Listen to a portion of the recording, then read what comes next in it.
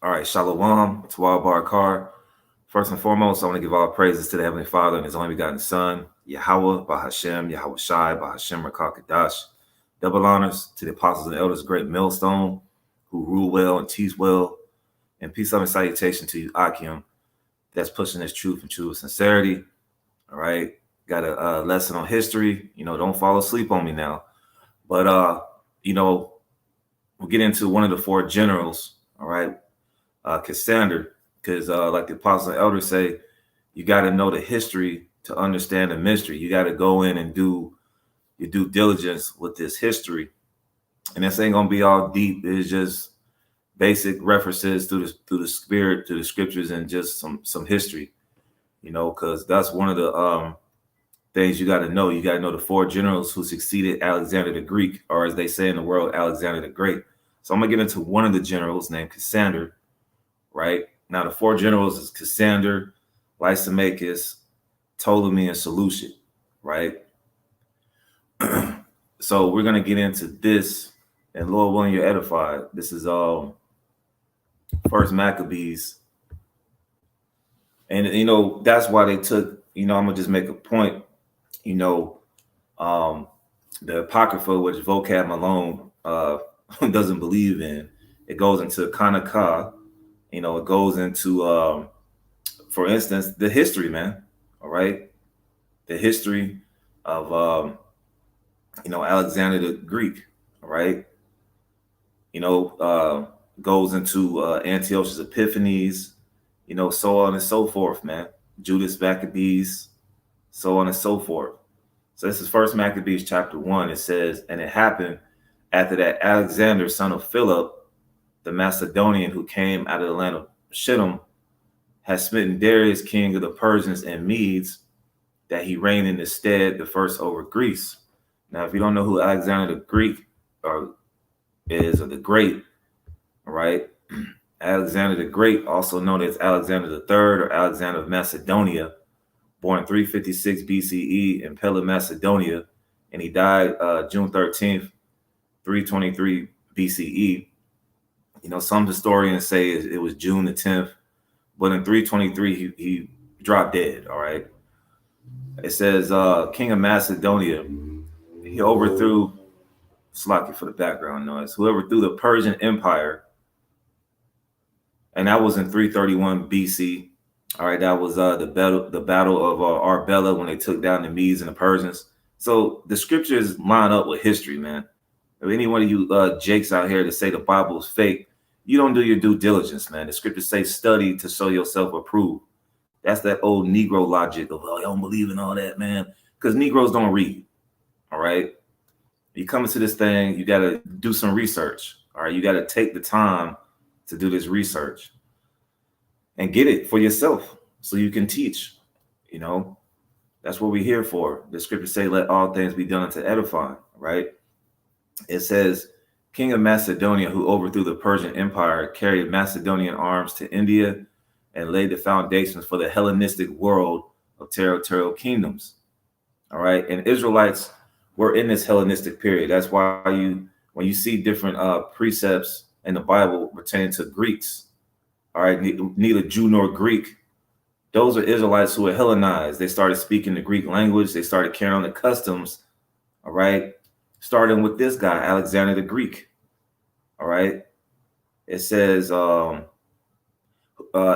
the Greek, who overthrew the Persian Empire, carried Macedonian arms to India and laid the foundations for the Hellenistic world of territorial kingdoms. Already in his lifetime, the subject of fabulous stories, he later became the hero of a full-scale legend bearing only the sketchiest resemblance to his historical career. All right. He's that leopard that's mentioned in the scriptures. Right. So let's go back to First Maccabees. First Maccabees chapter 1, verse 1. And it happened after that Alexander, son of Philip, I think it was Philip II, if I'm not mistaken, the Macedonian, who came out of the land of Shittim, had smitten Darius, king of the Persians and Medes, that he reigned in his stead the first over Greece. All right, let's get a precept right quick. Just right quick. This is Let me see right quick. Proverbs, I believe it's 21:1. Proverbs 21:1. The king's heart is in the hand of the Lord, as the rivers of water. He turneth it whatsoever he will. So the Lord had it to where, all right, the Medes and Persians got overtaken by the Greeks in 331 BC. All right, verse 2. And made many wars and won many strongholds and slew the kings of the earth. Because that battle of Arbela, basically Alexander the Greek was an underdog. All right, and he came out victorious because it was already prophesied. All right. And the Israelites showed Alexander the Greek that he was that man in the scriptures who was going to overtake the Medes and the Persians, right? First Maccabees chapter 1 and verse 3, and went through to the ends of the earth and took spoils of many nations, and so much that the earth was quiet before him, whereupon he was exalted and his heart was lifted up. All right, he's lifted up with pride because he overtake the known world at that time. Right, and he gathered a mighty strong host and ruled over countries and nations and kings who became tributaries unto him. All right, they had to bring tribute, man. They had to basically pay taxes, man. All right, bring them their spoils. They overtook Alexander the Greek overtook the modern majority of that world at the time. Verse 5, and after these things he fell sick and perceived that he should die. Now, there, historians say that, he was poisoned or he had malaria. They had that movie that about Alexander the Greek. Oliver North directed it, but, they say that he died of malaria or, poisoning or whatnot. They even said that he died from having sex with his horse. He's an Edomite, man, but, continuing on, it says, and after these things he fell sick and perceived that he should die. Wherefore he called his servants, such as were honorable, and had been brought up with him from his youth. All right. Some of these generals like Lysimachus, all right, he was really tight with Alexander the Greek. But this guy that I'm gonna get into, he really didn't, jail with Alexander like that, and parted his kingdom among them while he was yet alive. So he was on his deathbed, and he basically gave these 4 generals their assignments, man. Right. So Alexander reigned 12 years and then died. All right. He died in 323 BC. All right. And his servants bare ruled everyone in his place. And after his death, they all put crowns upon themselves. So did their sons after them many years, and evils were multiplied in the earth. Now, the people say civilization started with the Greeks. No, wickedness started with the Greeks. All right. These are Edomites. All right. The wicked, as it mentions in Malachi, the 1st chapter. All right. That's spirit. Phone chimed in on that one. So let's get this guy, one of the 4 generals, Cassander. Right. Now, I went to the Britannica.com for Alexander. I'm going to go to worldhistory.org on Cassander. All right. So it says Cassander, 355 to 297 BCE, was self-proclaimed king of Macedon during the political turmoil following Alexander's death. So this links up with the Bible. For you naysayers out there, born in Greece as the son of Antipater, the regent of Macedonia and Greece, in the absence of Alexander the Great, he ruled beside his father, eventually battling against the commander Polyperson for supremacy in Greece. His alliance with Seleucus I, Nicator, and Ptolemy I against Antigonus. And they came against this guy. All right. That was another general, but he's not one of the 4 generals. All right. I call him the one-eyed bastard. All right. Because maybe we'll get into that, but it says against Antigonus, brought him into the wars of the Diadochi. All right. And that was a 3-decade battle, because Esau's been divided, man. Ever since he came into power, he's already been divided. All right, let's get that precept in Matthew, I think it's like 12. All right, because Esau's been divided. Even now with these banking families, these wicked elites, they're divided, man. Esau, ever since he came into power, has been divided, man. Matthew 12 and verse 25. And Yahushua knew their thoughts and said unto them, every kingdom divided against himself is brought to desolation. So when Alexander died and these 4 generals came to power, it was already division. Every kingdom divided against itself is brought to desolation, and every city or house divided against itself shall not stand. And if Satan cast out Satan, he is divided against himself. How shall then his kingdom stand? Because eventually they get overtaken by another group of Edomites, the Romans, right? So continuing on with this history, it says, continuing on, it says, his alliance with Seleucus the first, Nicator, and Ptolemy the first against Antigonus the first brought him into the wars of the Diadochi, the battle over the remnants of Alexander's domain. His murder of Alexander's mother and son ended any hope for an heir to the king's empire.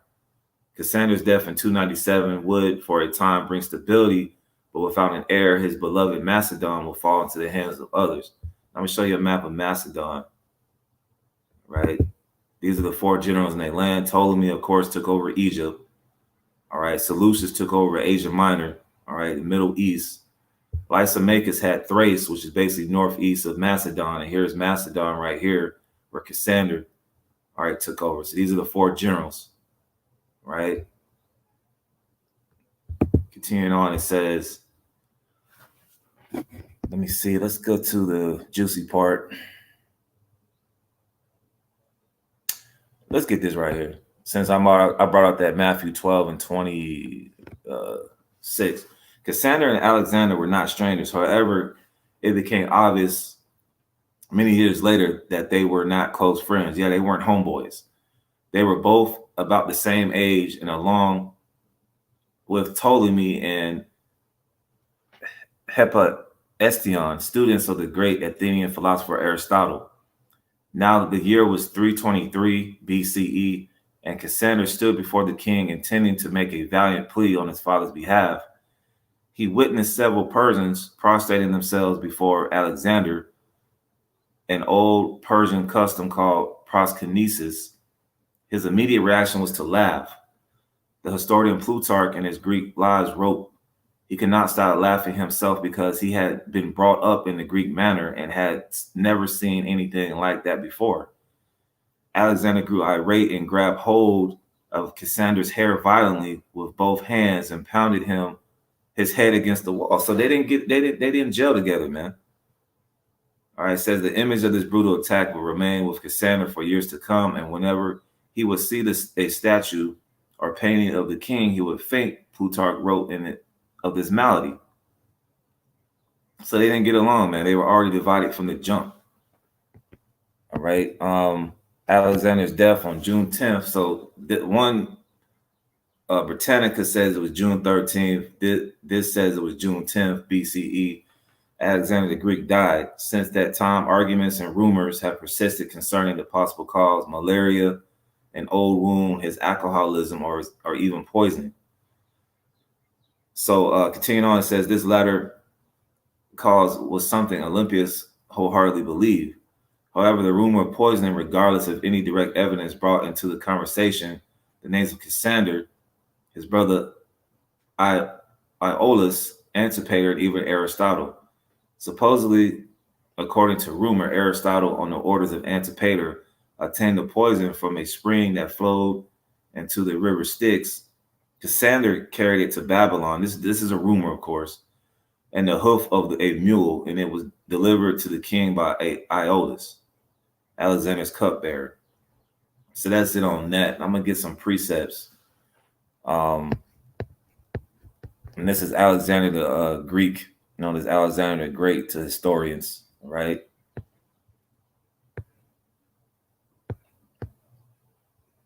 Wars of succession.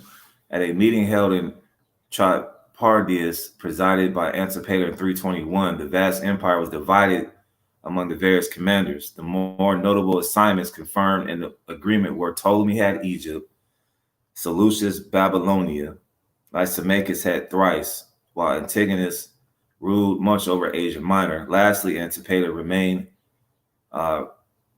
retained his regency over Macedonia and Greece. Alliances were made and alliances were broken. Over the next 3 decades, the wars of succession brought nothing but chaos and confusion. In the end, Alexander IV, his mother, and even Olympias would be dead, and the once great empire of Alexander would die with them. All right? Satan divided against Satan. Antipater and Cassander realized that their tenuous hold on Greece and Macedonia was not safe. They had to keep going to war with each other, right? So let me get some precepts. I don't want to make this too long. Don't fall asleep on me now, all right? You bring out that history, Jay. We going to sleep. We got to get the history. Like the apostle and elder say, you got to get into Daniel 9. That's a good chapter. Daniel 7, Daniel 8. Let me start at Daniel chapter 7. Right? This links up with the Bible, man. This history links up with the Bible. Daniel 7. And let's just jump to the point. Daniel 7 and verse 6. And after this I beheld, and lo, another. Now these beasts are talking about the kingdoms, like a leopard. All right, let's go to what was that? Revelation 13. All right, let's get that Revelation 13 right quick. Revelation 13 and 1. I stood upon the sand of the sea and saw a beast rise up out of the sea, having 7 heads and 10 horns, and upon his horns 10 crowns, and upon his head the name of blasphemy. Now the 7 heads were the Greeks, the Romans, Germania Major, Germania Minor, the French, the Spanish, and the British, right? These Edomite rulerships. And the beast which I saw was like unto a leopard. All right, that's representative of Alexander the Greek. He even had a leopard hat on his head when he would go to war. All right, that's representative of the Greeks. And his feet were the feet of a bear. That bear goes into the Russians, right? And his mouth as the mouth of a lion. That goes into Great Britain, the UK. And the dragon gave him his power and his seat and great authority. All right. So basically, at the end of the day, this Edomite rulership started with Alexander the Greek. All right. And it's going to end with the bear, the Russians, when they send these nukes over here to Babylon the Great. But Yahushua got something else, because Russia is not going to be the next superpower, man. All right. So going back to Daniel 7 and 6. After this I beheld, and lo, another like a leopard, which had upon the back of it 4 wings of a fowl. The beast had also 4 heads, and dominion was given to it. All right. That's talking about those 4 generals, man. All right. One of them was Cassander, right? So Daniel 8, Daniel 8, let's just jump to the point. What was that? Daniel 8. Let's start at 4. Daniel 8 and 4. I saw the ram pushing westward and northward and southward, so that no beast might stand before him. Neither was there any that could deliver out of his hand, but he did according to his will, because it's the will of the Lord to set up these kingdoms and bring them down. All right, America is no different. All right, Babylon the Great is no different. It had its time to rule, and it's going to be brought down. Continuing on, it says, became great. And as I was considering, behold, a he-goat came from the west, all right, on the face of the whole earth, and touched not the ground. And the goat had had a notable horn between his eyes. That notable horn between his eyes was Alexander the Greek, man. All right, and that ram was the Medo-Persian Empire. Continuing on, it says, and he came to the ram that had 2 horns, All right, because you had the Medes and the Persians, but the Persians were far greater than the Medes, which I had seen standing before the river, and ran unto him in the fury of his power. And I saw him come close unto the ram, and he was moved clower against him. Let's get that word clower.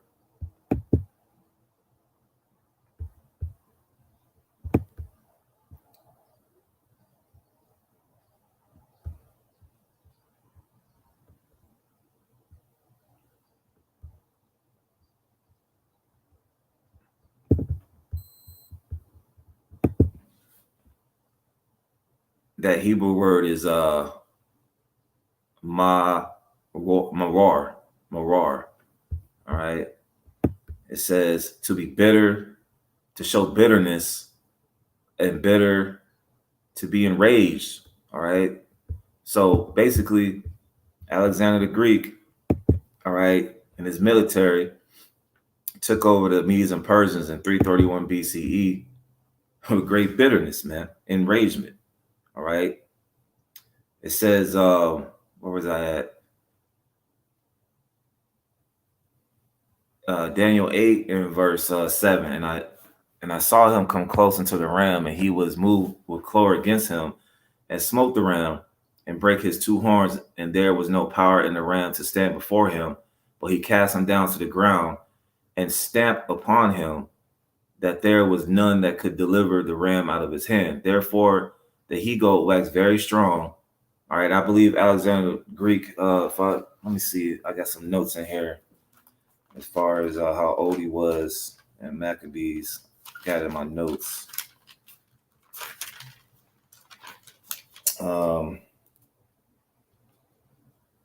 Let's see. No, I don't have anything on that. All right, but basically, you can look up to that. I think Alexander wrote 12 years, if I'm not mistaken. All right, therefore the he-goat was very great, and when he was strong, the great horn was broken. Alexander the Greek died, and for it came up four notable ones toward the four winds of heaven.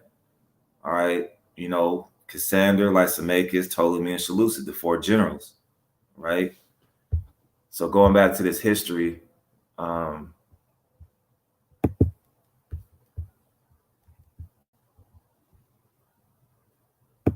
right, let's just get to the point. I think that's a Cassandra, if I'm not mistaken. All right, King of Macedon. By 316 BCE, Cassander would be master of Macedon. To ensure his right to the throne, Cassander married the half-sister of Alexander, Thessalonica. They would have their three children, Philip, Alexander, and Antipater.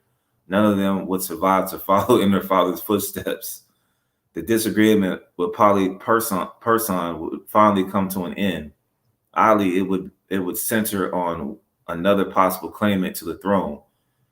The two men met on the borders of Macedon, and before the battle would begin, reached a compromise. Although